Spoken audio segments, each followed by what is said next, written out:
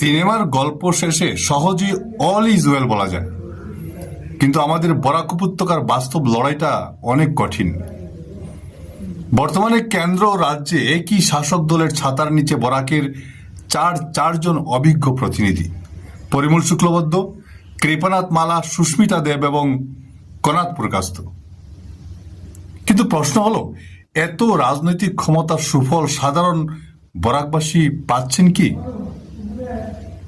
প্রাকৃতিক সম্পদ ও মেধা থাকা সত্ত্বেও কেন আজ পর্যন্ত এখানে একটি মেগা প্রজেক্ট গড়ে উঠল না? ভালো কাজের অভাবে কেন আমাদের হাজার হাজার তরুণ অন্য রাজ্যে যেতে হচ্ছে কাজের জন্য? চারজন প্রতিনিধি আজ একজোট হয়ে দিল্লির দরবারে লড়াই না করলে এই পাহাড় প্রমাণ ক্ষমতার কোনো মূল্যই থাকে না।